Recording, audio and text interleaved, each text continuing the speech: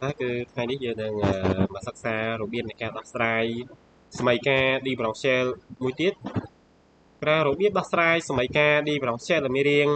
dy លើ dx ស្មើនឹង f1 x y មកថាអានគុំពាក្យថេ f1 គឺជាអានគុំពាក្យថេលើ f ដឺស្មើនឹង x y មកថា f ដឺក៏ជាអានគុំពាក្យថេរបៀបដោះស្រាយសមីការ differential មានទម្រង់បែបនេះទី1គឺយើងយក y ស្មើនឹង vx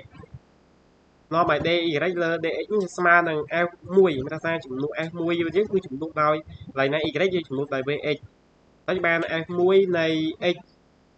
vx លើ dx យើងតាំងដោយ n នៃ v មានន័យថាអានគុំ v ពេលយើងចំនួនហើយគឺយើងបានអានគុំ v ជំហានទី2គឺយើងសរសេរអានគុំ v យើងនេះស្មើនឹង d ស្មើនឹង x គុណជាមួយ dy លើ dx បូក v តែនេះគឺជាទម្រង់នៃការដោះស្រាយមិនថាយើងត្រូវតែសរសេរក្នុងទម្រង់បែបនេះដើម្បីញាក់អធិវាជំហានទី3បាន f នៃ v ស្មើនឹង f នៃ x យើងពេលយើងសេបានបែបនេះព្រោះយើងញាក់អធិហើយពេលយើងញាក់អធិហើយគឺយើងបំពាក់អង្គទីក្រានសងខាងមកយើងបានតែគេអង្គទីក្រាននៃ f នៃ f នៃ v dy ស្មើនឹងអង្គទីក្រាននៃ fx dx តែគឺយើងទៅមើលលំហាត់អនុវត្តមួយដើម្បីឲ្យវាកាន់តែស៊ីជម្រៅឲ្យយើងដោះស្រាយសមីការ differential ប្រធានគេគឺឲ្យ dy លើ dx ស្មើនឹង y ការ៉េបូក x y មកថា x គុណជាមួយ y លើ x ការ៉េជាមើលដំណោះស្រាយពីទី1គឺយើងយក y ស្មើនឹង vx ជំហានទី1គឺយក y ស្មើនឹង vx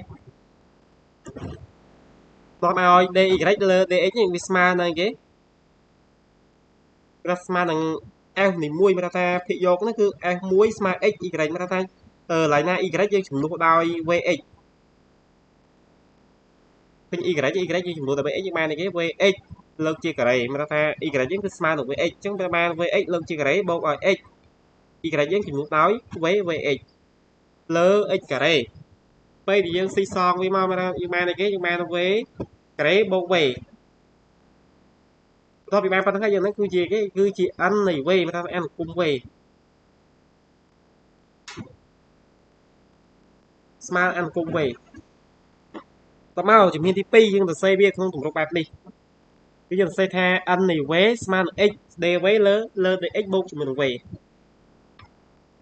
ដើម្បីដោះស្រាយវាគឺយើងសរសេរវាទៅក្នុងទម្រង់បែបនេះដើម្បីញាក់អធិនេះគឺជាក្បួនញាក់អធិវាបានគេបាន v ការ៉េបូកជាមួយនឹង v ស្មើនឹង x dy លើ dx បូកជាមួយនឹង v គេឃើញថា v នេះគឺអាចសម្រួលមួយ v នេះបានយើងសល់គេយើងសល់ v ការ៉េស្មើនឹង x គុណជាមួយនឹង dy លើ dx តទៅទៀតគឺយើងចាប់ផ្ដើមញាក់អធិមកគេបាននេះគេពេលដែលយើងញាក់អធិគឺយើងបាន1លើ v ការ៉េ dy បើថាយើងឲ្យអង្គទី1នេះគឺជាអានគុំ v អង្គទី2នេះគឺជាអានគុំ x ឃើញ1លើ x dx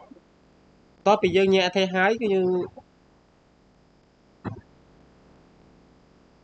ឃើញថាវាសេយើងណាយើងអាចសរសេរវាក្នុងទម្រង់បែបនេះហើយគឺយើងបំពាក់អង្គទីក្រានសងខាងមកយើងពេលយើងពាក់អង្គទីក្រានមានថាអង្គទីក្រាននៃ1លើ v ការ៉េ1លើ v ការ៉េ dy ស្មើនឹងអង្គទីក្រាននៃ1លើ x dx យើងដឹងថាអង្គទីក្រាននៃ1លើ v ការ៉េនេះគឺយើងបានដក1លើ v បូកចំនួន c អង្គដោយសារតែអង្គទីក្រានអង្គទី1អង្គទីក្រាននៃ1លើ x យើងបានលិន x បូកជាមួយនឹង c ដឺដោយសារអង្គទីក្រានអង្គទី2តបមកយើងចំនួន v នេះដោយគេដោយ y លើ x ដោយសារតែយើងតាំង y ស្មើនឹង v x អញ្ចឹងយើងទាញ v មកយើងបានយើងទាញរក v យើងបាន y លើ x បាន y លើ x តទៅយើងបានគេពេលយើងចំនួនមកយើងបានគុណចម្រាស់វាមកយើងបានដក x លើ y ស្មើនឹងលិន x បូក c នេះគឺជាចម្លើយនៃសមីការ differential របស់យើង